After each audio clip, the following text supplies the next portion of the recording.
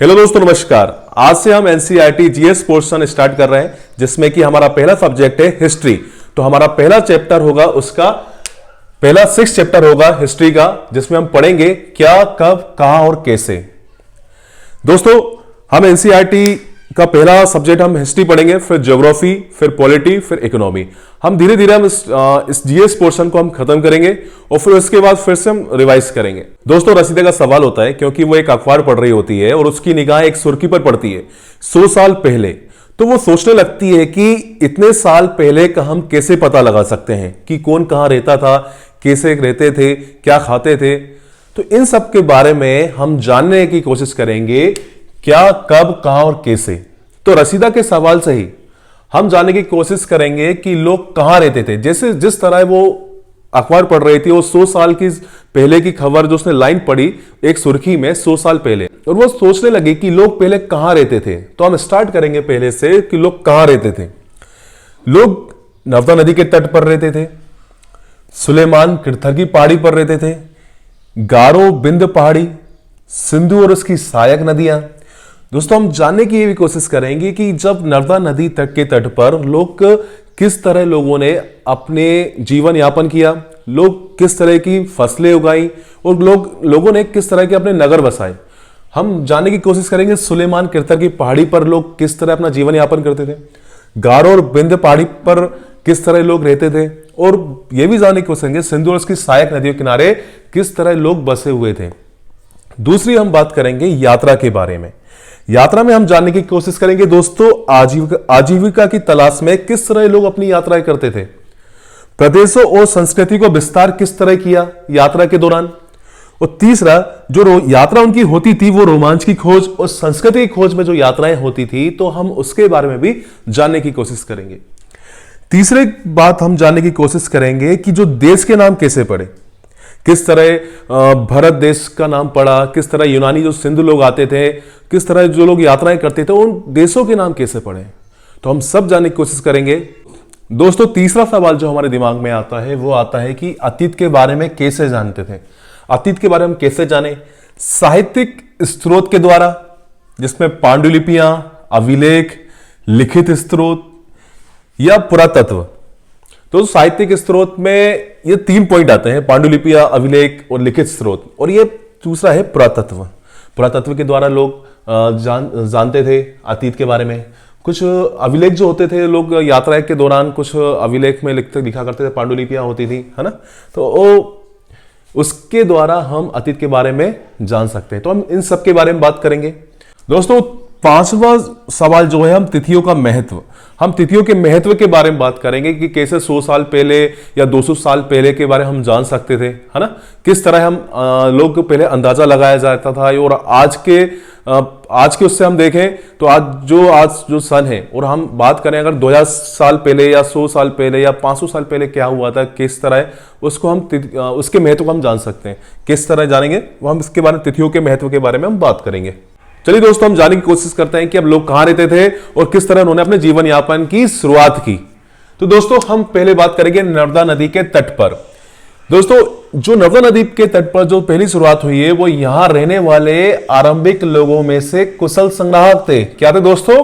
कुशल संग्राहक थे, जो आसपास के जंगलों की विशाल संपदा से परिचित थे। मतलब कि दोस्तों, यहां पर जो रहने वाले जो संग्राहक थे, मतलब जो लोग थे, वो कुशल संग्राहक थे। कुशल संग्राहक से मतलब है जो कि जंगलों की विशाल जन संपदा, मतलब जड़, फल, औषधि और शिकार करने में माहिर थे। तो उन लोगों को क्या वर्ड दिया गया यहां पे? कुशल संग्राहक। दोस्तों, अब जब वो कुशल संग्राहक थे, तो अपने भोजन के लिए वे जड़ों, फलों तथा जंगल के अन्य उत्पादों का यहीं से संग्रह किया करते थे। मतलब जो नर्मदा नदी के तट पर जो पहाड़ियां थी, जंगल थे, अब वहां पे जो लोग रह रहे थे, अब तो भूखे तो मर नहीं जाएंगे। तो दोस्तों, उनके खाने के लिए जो उनकी व्यवस्थाएं होती थी, शिकार करना, और जो जंगल में जो होते थे जड़ और फल होते थे, जो अन्य उत्पाद होते थे, उनका वो यहां से संग्रह किया करते थे। कहां से किया करते थे? नर्मदा नदी के तट पर जो भी जंगल थे। ठीक है। तीसरे पॉइंट जो नर्मदा नदी के तट पर है हमारे पास, वो है वे जानवरों का आखेट शिकार भी करते थे। दोस्तों यहां पे जो आखेट जो वर्ड दिया गया है उसका मतलब है शिकार। क्या है दोस्तों? आखेट का मतलब शिकार।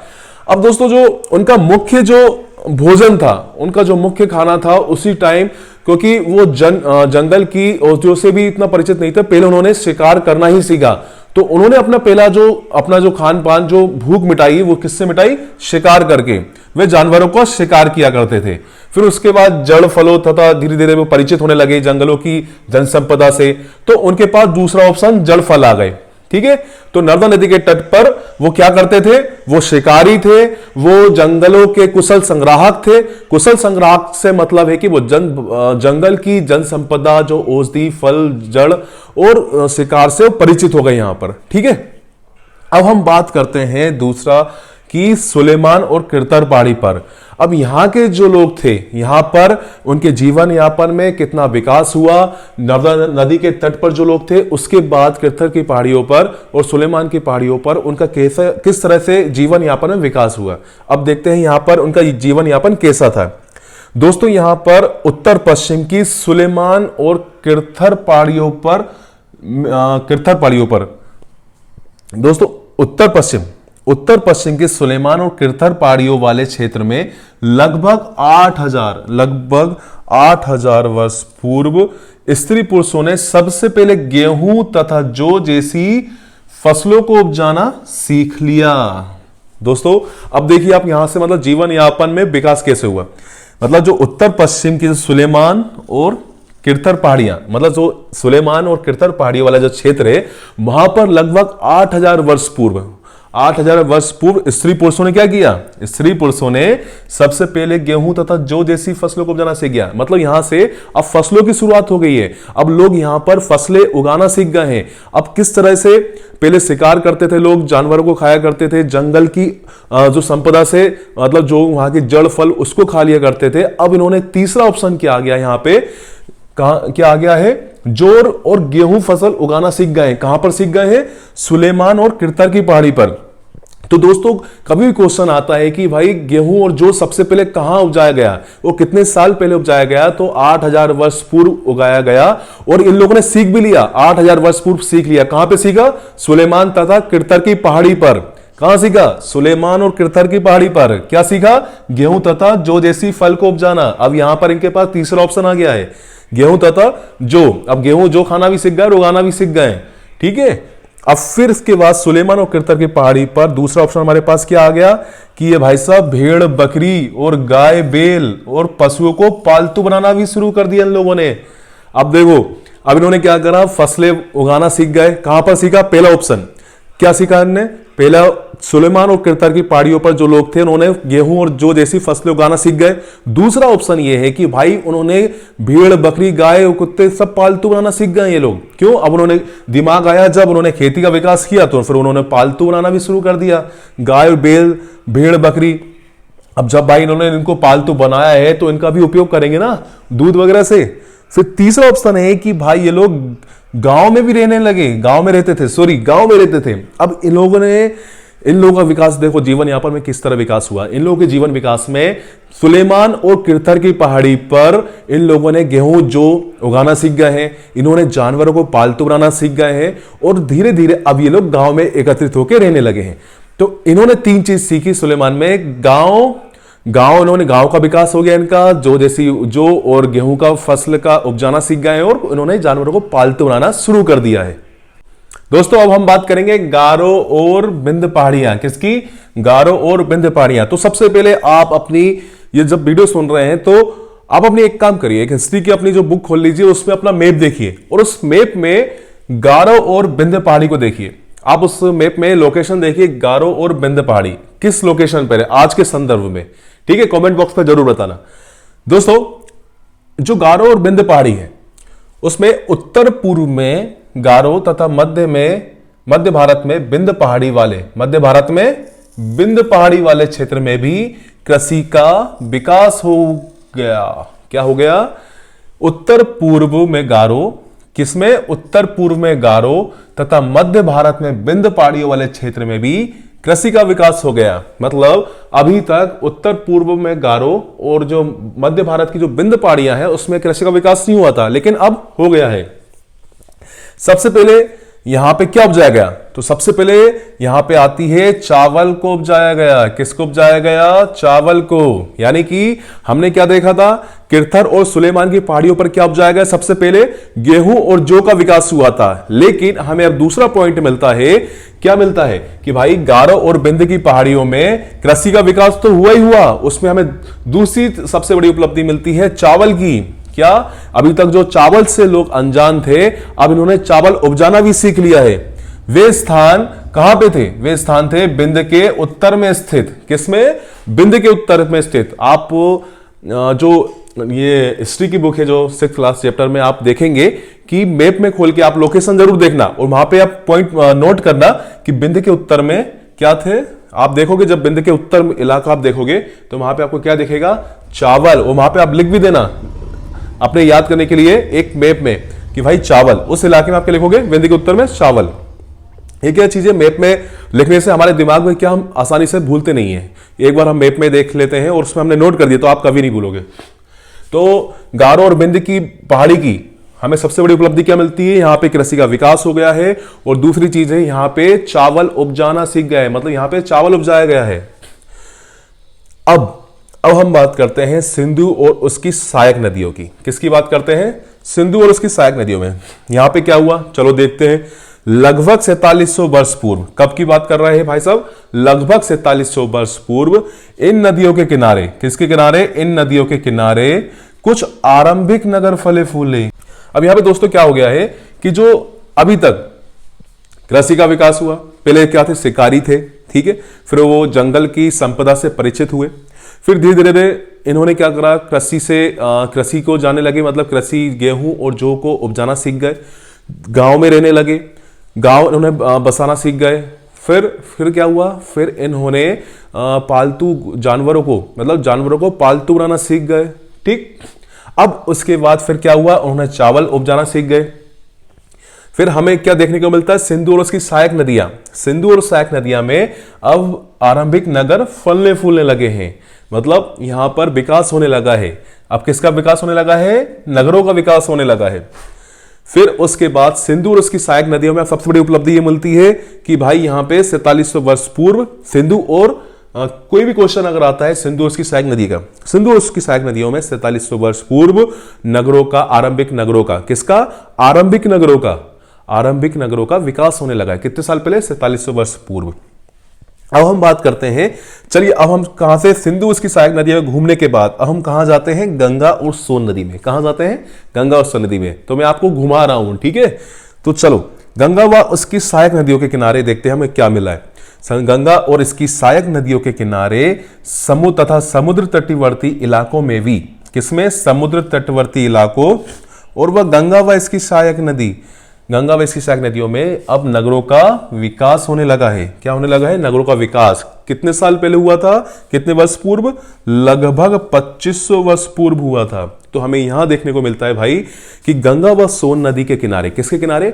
गंगा व सोन नदी के किनारे व तथा समुद्र तटवर्ती इलाकों, गंगा तथा सोन नदी और समुद्र तटवर्ती इलाकों में भी नगरों का विकास हुआ। क्या हुआ? 2500 वर्ष पूर्व हुआ था। कब हुआ था नगरों का विकास? 2500 वर्ष पूर्व हुआ था।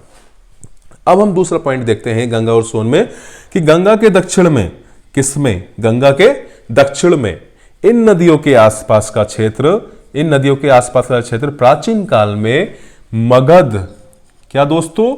मगध, जो कि वर्तमान में क्या है? बिहार है। तो वर्तमान में जो बिहार है, आज का जो वर्तमान में बिहार है, उसको किस नाम से जाना जाता था? वो जाना जाता था मगध के नाम से। किसके नाम से? दोस्तों ये बहुत बड़ा क्वेश्चन है, ये हर मतलब एग्जाम में आता है, आपके किसी भी चाहे स्कूल के एग्जाम में, चाहे आप देख लो, और चाहे किसी भी कॉम्पिटिटिव एग्जाम में, जीएस पोर्शन में पूछते हैं कि वर्तमान जो बिहार है उसको किस नाम से जाना जाता था उस टाइम पे? मगध नाम से। किस नाम से? मगध नाम में। कब? प्राचीन काल में। आपको इसमें दूसरा पॉइंट यह भी देखने को मिल गया, पहले नगरों का विकास होता है गंगा और सोन नदी में। किसमें? गंगा व सोन नदी में, इसके किनारे पे और समुद्र तटवर्ती इलाकों में नगरों का विकास हुआ। दूसरा पॉइंट हमें क्या मिला? गंगा के दक्षिण में। अब आप जब मैप में देखेंगे कि जो गंगा के दक्षिण का वाला इलाका है, उसके जो आसपास का क्षेत्र है, वो जो प्राचीन काल में जो वर्तमान बिहार है, उसको किस नाम से जाना जाता था? उसको जाना जाता था मगध के नाम से। अब तीसरा पॉइंट हम ये देखते हैं दोस्तों, यहां शासक क्या मिलता है हमें, तीसरे पॉइंट में मिलता है कि यहां शासक बहुत शक्तिशाली थे। क्या थे? बहुत शक्तिशाली, और उन्होंने एक विशाल राज्य स्थापित किया। वाह यार, अब यहां पे क्या हो गया, यहां पे शासक बहुत शक्तिशाली हो गए। अब यहां पे जब शक्तिशाली कोई व्यक्ति होगा तो वो क्या होगा, वो अपने राज्य को स्थापित करेगा, उसका क्या करेगा, विकास करेगा और उस इलाके को बढ़ाता जाएगा। तो इन्होंने देखते हैं क्या किया, इन्होंने शक्तिशाली थे यहां पे, चलो ठीक, ये बहुत शक्तिशाली थे, विशाल राज्य स्थापित कर दिए उन्होंने। क्या कर दिया इन्होंने, विशाल राज्य स्थापित किया। और देश के अन्य हिस्सों में भी ऐसे राज्यों की स्थापना की गई थी। मतलब एक शासक है, कहां मिला हमको शासक, गंगा और सोन नदी किनारे, गंगा और सोन नदी के उधर यहां पर मगध बिहार में शक्तिशाली, बहुत शक्तिशाली मतलब राजा लोग थे। कौन थे? बहुत शक्तिशाली राजा थे जिन्होंने एक विशाल राज्य की स्थापना की। क्या की? विशाल राज्य की स्थापना की। और इन्होंने क्या किया, ये यहां पे नहीं रुके एक ही राज्य से, इन्होंने देश के अन्य हिस्सों में भी ऐसे ही राज्यों की स्थापना की। क्या की? ऐसे ही राज्यों की, मतलब विशाल राज्यों की स्थापना की, क्योंकि ये लोग बहुत शक्तिशाली थे। तो दोस्तों हमें क्या सीखने को मिला, गारो और विंध्य पहाड़ी में, उत्तर पूर्व में गारो तथा मध्य भारत में विंध्य पहाड़ी वाले क्षेत्र में कृषि का विकास हुआ। सबसे पहले चावल उपजाया गया और वे स्थान विंध्य के उत्तर में स्थित थे। सिंधु और उसकी सहायक नदियों में क्या मिला हमें, 4700 वर्ष पूर्व हमें आरंभिक नगर फले फूले यहां पर। और गंगा और सोन नदी में क्या मिला, गंगा व इसकी सहायक नदी और समुद्र तटवर्ती इलाकों का में नगरों का विकास हुआ। वो भी कब हुआ, 2500 वर्ष पूर्व हुआ। और गंगा के दक्षिण में इन नदियों के आसपास का क्षेत्र जो था प्राचीन काल में मगध, और जो आज का संदर्भ में हम बिहार देखते हैं उसका प्राचीन काल में नाम क्या था, मगध नाम था। और यहाँ पे राजा कौन थे, राजा बहुत शक्तिशाली थे। कहां पर थे, गंगा और सोन नदी किनारे। और इन्होंने विशाल राज्य की स्थापना की और अन्य हिस्सों में ऐसे ही विशाल राज्यों की स्थापना करने लगे। अब हम बात करेंगे यात्रा किस उद्देश्य से की जाती थी। हम यह भी जानने की कोशिश करेंगे कि आजीविका की तलाश में, या प्रदेशों का विस्तार के उसमें, या रोमांच के उसमें किस तरह लोग अपनी यात्राओं को मतलब किया करते थे। अब हमें देखने को मिलेगा कि यहां पे जो यात्राएं करते थे, जो लोग यात्राएं करते थे वो काम की तलाश में करते थे। कभी कोई प्राकृतिक आपदा आ जाने के कारण एक स्थान से दूसरे स्थान पर जाया करते थे। जिस तरह आज मान के चलो कि किसी को, मुझे या किसी आप में से किसी व्यक्ति को काम की तलाश है, तो वो एक स्टेट से दूसरे स्टेट या किसी दूसरे देश जाएगा। तो उसी तरह उस समय काम की तलाश में लोग जाया करते थे। दूसरा था प्राकृतिक आपदा के कारण। आज मान के चलो कहीं भूकंप या सुनामी आता है, तो वो जगह हम छोड़ना चाहते हैं, तो हम उस जगह को छोड़ के किसी दूसरे स्थान पर चले जाएंगे। तो उसी तरह लोग प्राकृतिक आपदा के कारण उस समय लोग एक स्थान से दूसरे स्थान पर जाया करते थे। अब दूसरा पॉइंट हम देखते हैं, सेनाएं विजय हासिल करने के लिए एक स्थान से दूसरे स्थान जाया करती थी। दोस्तों सेनाएं जो होती थी वो अपने राजा के लिए, अपने प्रजा के लिए दूसरी जगह खोजा करते थे और वहां पर सेनाएं विजय हासिल करके उस मतलब राज्य को कब्जा कर लेते थे और अपने राज्य में मिला लिया करते थे। तो सेनाएं विजय हासिल करने के लिए जाया करती थी। तीसरा हम देखते हैं कि व्यापारी वर्ग। अब व्यापारी लोग किस लिए जाते थे, व्यापारी कभी काफिले में जाते थे तो कभी जहाजों में।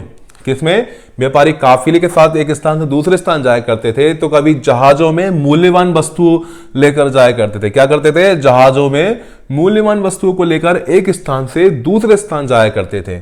तो व्यापार, इस वजह से व्यापार भी बढ़ने लगा। तीसरा हम देखते हैं धार्मिक गुरु को।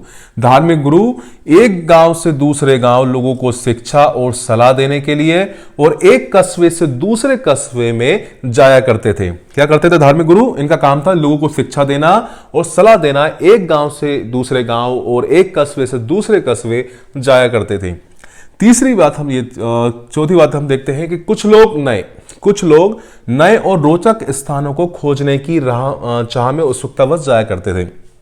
अब जैसे कि मान के चलो कुछ लोग आज के टाइम से पर्पस से हम देखते हैं कि कुछ लोग किसी को नई नई जगह जाना पसंद होता है, किसी को नए नए देश में घूमना पसंद होता है, किसी को मतलब नई नई चीजें खोजने की मतलब उत्सुकता रहती है। तो उसी तरह उस टाइम में भी लोग नए रोचक स्थानों को खोजने की चाह में एक स्थान से दूसरे स्थान जाया करते थे।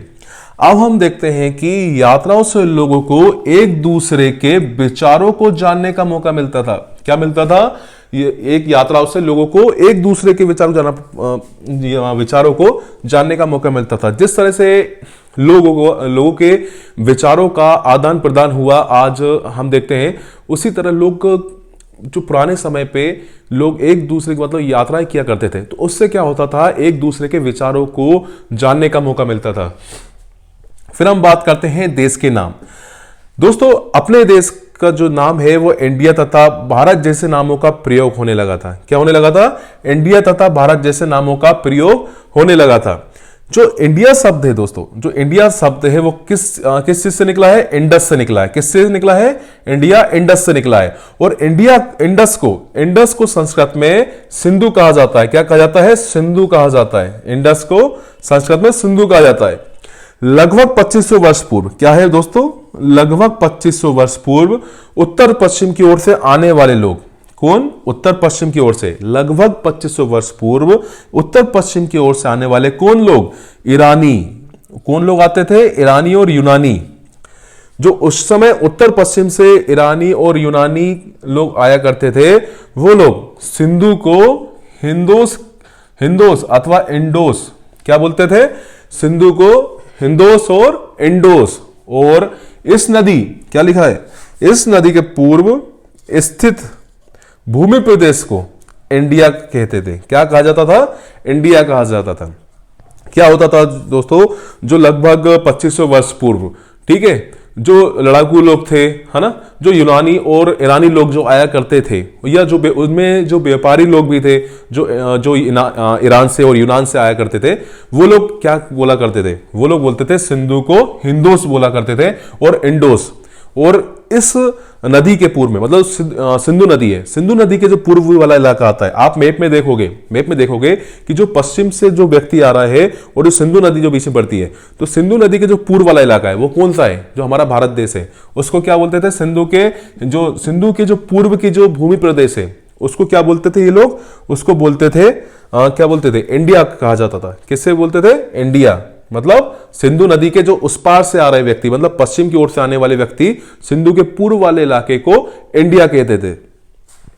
अब हमें देखते हैं कि भरत नाम का प्रयोग, जो भरत नाम का है, आपने सुना होगा भरत नाम का प्रयोग उत्तर पश्चिम में रहने वाले लोगों को एक समूह के लिए किया जाता था। किसके लिए किया जाता था भरत नाम का प्रयोग? भरत नाम का प्रयोग जो बाहर के व्यक्ति थे, वो उत्तर पश्चिम, मतलब उत्तर पश्चिम में रहने वाले लोगों के एक समूह के लिए किया जाता था। इस समूह का उल्लेख संस्कृति की आरंभिक लगभग 4500 वर्ष पुरानी कृति ऋग्वेद में मिलता है। किसमें मिलता है भरत नाम का प्रयोग? भरत नाम का प्रयोग उत्तर पश्चिम में रहने वाले एक लोगों के समूह के लिए किया जाता था। किसके लिए किया जाता था? उत्तर पश्चिम में रहने वाले लोगों के एक समूह के लिए किया जाता था। और इस समूह का उल्लेख किसमें मिलता है? 3500 वर्ष पूर्व पुरानी कृति ऋग्वेद में मिलता है। बाद में इसका प्रयोग देश के लिए होने लगा। क्या होने लगा? बाद में इसका प्रयोग धीरे धीरे देश के लिए होने लगा। हमने क्या देखा? हमने यात्रा में क्या देखा?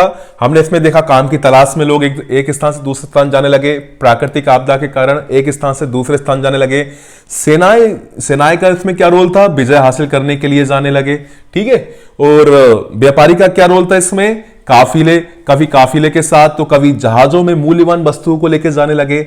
तो हमें फिर मतलब काम की तलाश लोगों का नजरिया दिख गया, सेनाएं दिख गई विजय हासिल करने के लिए जा रही हैं, व्यापारी लोग दिख गए काफिले और जहाजों में मूल्यवान वस्तुओं को लेकर जा रहे हैं। धार्मिक लोगों का सीन हमें क्या दिखा? लोगों को शिक्षा और सलाह देने के लिए एक स्थान से दूसरे स्थान जाने लगे हैं। कुछ लोग नए रोचक स्थानों को खोजने की चाह में, किसके लिए? नए स्थानों को खोजने के लिए जाने लगे हैं एक स्थान से दूसरे स्थान। और जो हमें क्या पॉइंट मिलता है? 5वां पॉइंट मिलता है, यात्राओं से लोगों को एक दूसरे के विचारों को जानने का मौका मिला। हमें देश के नाम के बारे में हमने क्या सीखा? हमने सीखा इंडिया तथा भारत जैसे नामों का प्रयोग होने लगा। इंडिया किससे निकला है? इंडस से निकला है। और इंडस को संस्कृत में सिंधु कहा जाता था। लगभग 2500 वर्ष पूर्व हमें क्या मिला? उत्तर पश्चिम की ओर से आने वाले लोग, ईरानी और यूनानी लोगों ने सिंधु को हिंदोस और इंडोस के नाम से कहने लगे, ठीक है। नदी के पूर्व में जो स्थित भूमि प्रदेश था उसको इंडिया कहा जाने लगा। और हमें चौथा पॉइंट इसमें क्या मिलता है, भरत नाम का जो प्रयोग है उत्तर पश्चिम में एक समूह के लिए उपयोग किया जाता था और उस समूह का उल्लेख हमें 3500 वर्ष पुरानी कृति ऋग्वेद में मिलता है और हमें इसका प्रयोग फिर इसके बाद में इसका प्रयोग होने लगा पूरे देश के लिए। दोस्तों अतीत की जानकारी हम कई प्रकार से कर सकते हैं, जैसे पांडुलिपि से, दूसरा अभिलेखों के द्वारा, तीसरा लिखित स्रोत से और चौथा है पुरातात्विक साक्ष्य से।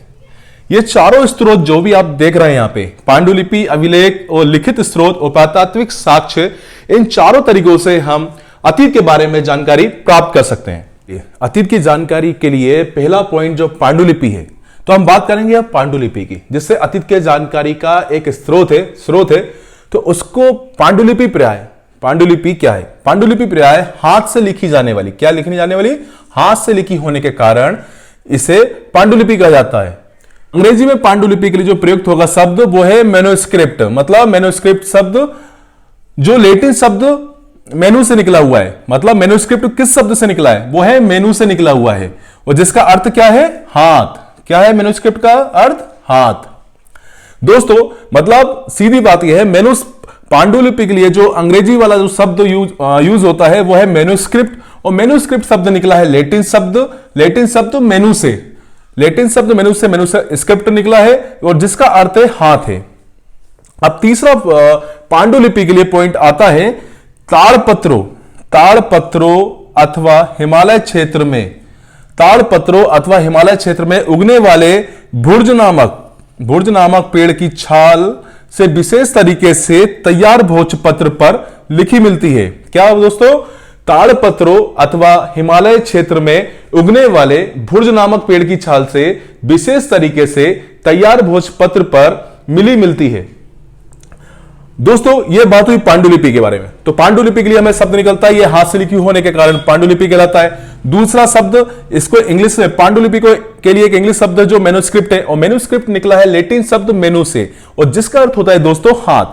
ताड़पत्रों और अथवा हिमालय क्षेत्र से उगने वाले नामक, मतलब हिमालय से उगने वाले भुर्ज नामक पेड़ की छाल से विशेष तरीके से तैयार भोजपत्र पर लिखी मिलती है। अब दोस्तों हम बात करते हैं अतीत की जानकारी के लिए दूसरा जो स्रोत है वो अभिलेख है। अब अभिलेख में हमारा पहला पॉइंट निकल कर आता है, ये पत्थर अथवा धातु जैसी अपेक्षाकृत कठोर सतहों पर, कौन सी? कठोर सतहों पर उत्कीर्ण किए गए मिलते हैं। मतलब दोस्तों जो पत्थर और धातु के लिए आप कई बार कहीं घूमने जाते होंगे, जिस तरह के कहीं शैल चित्र आपको दिखाई देते हैं, कहीं पत्थरों पर लिखा होता है जो प्राचीन समय के जो पत्थर हैं, जिस तरह से आप देखा करते हैं कि उस पर पत्थर अथवा धातु जैसी अपेक्षाकृत कठोर सतहों पर उत्कीर्ण किए गए मिलते हैं। दूसरा पॉइंट हमें यह मिलता है अभिलेख में कि इन पर शासकों के आदेश, किसके? शासकों के आदेश, प्रशंसा, वंशावली और कार्यों को, किसको? कार्यों का जो विवरण होता है वो मिलता है। क्या मिलता है इन पर? शासकों के, मतलब शासकों के आदेश, प्रशंसा, वंशावली, कार्यों का विवरण मिलता है। किसका मिलता है? मतलब शासकों का मिलता है। ठीक है दोस्तों, तो हमने अभी क्या पढ़ा? पांडुलिपि और अभिलेख। दोस्तों तीसरा अतीत की जानकारी के लिए जो स्रोत है वो है लिखित स्रोत। कौन सा है दोस्तों? लिखित स्रोत। उसमें महाकाव्य, कविताएं तथा नाटक ये सब मिलते हैं। क्या मिलते हैं लिखित स्रोत में? महाकाव्य, कविताएं और नाटक मिलते हैं। इसमें लिखित स्रोत में दूसरा जो पॉइंट मिलता है, हमें संस्कृति देखने को मिलती है, प्राकृत भाषा भी देखने को मिलती है, तमिल भाषा देखने को मिलती है। मतलब जो संस्कृत, प्राकृत और तमिल, हमें तीनों भाषा देखने को मिलती हैं। लिखित स्रोत में हमें क्या मिलती है? प्राकृत भाषा का प्रयोग जो कौन करता था? ये लोग, आम लोग करते थे। क्या देखने को मिलता है लिखित स्रोत में? जो प्राकृत भाषा का प्रयोग होता था वो आम लोग करते थे। कौन करता था दोस्तों? आम लोग करते थे। अब हम देखते हैं पुरातात्विक साक्ष्य। अब पुरातात्विक साक्ष्य में आप क्या समझ सकते हैं बताइए? पुरातात्विक साक्ष्य में हम ये समझते हैं कि पत्थर और ईंट से बनी इमारतें, कौन सी? पत्थर और ईंट से बनी इमारतें के अवशेष और चित्रों तथा मूर्तियों के अवशेष मिलते हैं। क्या मिलते हैं दोस्तों? पुरातात्विक साक्ष्य में हमें पत्थर और ईंट के और अवशेष मिलते हैं और चित्रों तथा मूर्तियों के उसमें अवशेष मिलते हैं। किससे बने हुए मिलते हैं? पत्थर और ईंट में। दूसरा जो हमें मिलता है वो मिलता है औजार, बर्तन, हथियार, आभूषण और मोहरे इत्यादि मिलती हैं। क्या मिलती है पुरातात्विक साक्ष्य में? दोस्तों औजार मिलते हैं, बर्तन मिलते हैं, हथियार मिलते हैं और आभूषण मिलते हैं और मोहरे इत्यादि मिलती हैं। अब हम तीसरा इसका पुरातात्विक साक्ष्य देखेंगे कि इसके अलावा इसमें जानवर, चिड़िया, मछलियां की अस्थियां इत्यादि मिलती हैं। क्या मिलती है दोस्तों? इसमें जानवरों, चिड़ियों तथा मछलियों की अस्थियां मिलती है। तो हमें पुरातात्विक साक्ष्य से क्या सीखने को मिला? हमें पुरातात्विक साक्ष्य से सीखने को मिला कि पत्थर और ईंट से बनी इमारतों के अवशेष, चित्रों तथा मूर्तियों के अवशेष मिलते हैं। औजार, बर्तन, हथियार, आभूषण, मोहरें इत्यादि मिलती हैं। और इसके अलावा जानवरों, चिड़ियों और मछलियों की अस्थियां मिलती हैं। दोस्तों हमारे दिमाग में एक सवाल उठता है कि अतीत एक या है अनेक? तो दोस्तों अलग अलग समूह के लोगों के लिए अतीत के अलग अलग मायने थे। क्या थे दोस्तों? अलग अलग समूह के लोगों के लिए, अलग अलग समूह के लोगों के लिए अतीत के अलग अलग मायने थे। जिसमें कि हम देख सकते हैं कि अंडमान निकोबार, क्या देख सकते हैं हम लोग? अंडमान निकोबार मतलब अंडमान द्वीप, जो अंडमान द्वीप के अधिकांश लोग हैं वो क्या करते हैं? अपना भोजन मछलियां पकड़कर, वो लोग अपना मछलियां पकड़कर शिकार करके तथा फल फूल के संग्रह द्वारा प्राप्त करते हैं। आप देख सकते हैं दोस्तों, जो कुछ अंडमान द्वीप पर आदिम जातियां हैं वो लोग क्या करती हैं? वो उनका जो भोजन है वो क्या है? उनका मतलब जो जिस भोजन पर वो निर्भर है वो है मछलियां पकड़कर। दूसरा क्या है? शिकार करके। तीसरा क्या है? वो फल फूल का संग्रह करते हैं, उनके द्वारा वो अपना भोजन प्राप्त करते हैं। और जो इसके हम विपरीत हम देख सकते हैं, जो अंडमान द्वीप पर जो आदिम जातियां हैं और जो जंगलों में रहती हैं, उनका हम विपरीत कुछ लोगों को देख सकते हैं। कौन? शहरों के लोगों को। तो हम शहरों के लोगों को क्या देखते हैं? रहने वाले, जो शहरों में रहने वाले लोग हैं वो खाद्य आपूर्ति पर निर्भर होते हैं। किस पे होते हैं? खाद्य आपूर्ति पर निर्भर होते हैं। अब अन्य जो इसके अलावा अन्य व्यक्तियों के लिए निर्भर करते हैं, जैसे कि कुछ लोग जो खाद्य आपूर्ति होती है, जैसे भाई खेती हुई, किसानी हुई, उसके द्वारा फैक्ट्रियां में गई, तो उन लोगों पर निर्भर करते हैं जो खाद्य आपूर्ति के लिए अन्य व्यक्तियों पर निर्भर करते हैं। इस तरह के भेद हमें अतीत में भी विद्यमान मिलते थे। जिस तरह की हम जो ये पढ़ रहे हैं उसी तरह हमें ये चीजें अतीत में भी देखने को मिलती थी। दोस्तों इस चैप्टर में अब लास्ट जो मूवमेंट है वो है तिथियों को जानने का। हम जो तिथियों को जो मतलब समझते हैं वो तिथियों का मतलब इसलिए होता है क्योंकि देख सकते हैं कि जो भी हम वर्ष की तुलना करते हैं या किसी भी तुलना करते हैं, जैसे कि हम किसी भी सन 2000, सन 2003, सन 2400 वर्ष पूर्व की हम बात करते हैं या ईस्वी की बात करते हैं, तो उनके बारे में हम किस तरह जान सकते हैं उनको? उसकी गणना, जो वर्ष की जो गणना होती है वो होती है ईसाई धर्म प्रवर्तक ईसा मसीह के जन्म की तिथि से की जाती है दोस्तों। क्योंकि आप एक बात ध्यान रखना, जो वर्ष की हम जितनी भी हम गणना करते हैं कि इतने हजार साल पहले, वो ईसाई धर्म प्रवर्तक ईसा मसीह के जन्म के तिथि से की जाती है। दूसरा दोस्तों 2000 वर्ष कहने का तात्पर्य ईसा मसीह के जन्म के 2000 वर्ष के बाद से। फिर से एक बार सुन लो, 2000 वर्ष कहने का तात्पर्य ईसा मसीह के जन्म के 2000 वर्ष के बाद से। तीसरा ईसा मसीह जन्म के पूर्व की सभी तिथियां, ईसा मसीह के जन्म के पूर्व की सभी तिथियां ईसा पूर्व से पहले के रूप में जानी जाती है। मतलब ईसा मसीह के जो जन्म के पूर्व की सभी जितनी तिथियां हैं, मतलब जब ईसा मसीह का जो जन्म हुआ था, जो उससे पूर्व की जितनी भी तिथियां हैं वो ईसा पूर्व मतलब ईसा से पहले के रूप में जानी जाती है। जिस प्रकार जैसे मान के चलो 4700 ईसा पूर्व है ना, आपने देखा होगा 5000 ईसा पूर्व, 2000 ईसा पूर्व, वो सब ईसा मसीह के जन्म से पहले की हैं। सन 2000 मतलब जैसे 2000 को अपना हमें आरंभिक बिंदु मानते हुए वर्तमान से पूर्व की तिथियों का उल्लेख करेंगे। कैसे? 2000 को अपना आरंभिक बिंदु मानते हुए वर्तमान से पूर्व की तिथियों का उल्लेख करेंगे। अब हम बात करेंगे इतिहास और तिथियों के बारे में। दोस्तों बीसी का मतलब हिंदी में है ईसा पूर्व। क्या है दोस्तों? बीसी का हिंदी मतलब है ईसा पूर्व, और इसको इंग्लिश में इसका मतलब है बिफोर क्राइस्ट, और हिंदी में इसका फुल फॉर्म क्या है? ईसा पूर्व। बिफोर क्राइस्ट को हम हिंदी में क्या बोलते हैं? ईसा पूर्व होता है। एडी का मतलब क्या होता है? एडी को हिंदी में हम जो शो करते हैं वो ईस्वी से करते हैं शॉर्ट फॉर्म में, और बाकी एडी का फुल फॉर्म है एनो डोमिनी, और ईस्वी को बोलते हैं ईस्वी बोलते हैं, ठीक है। और एनो डोमिनी बना है किससे? लैटिन शब्दों से बना हुआ है।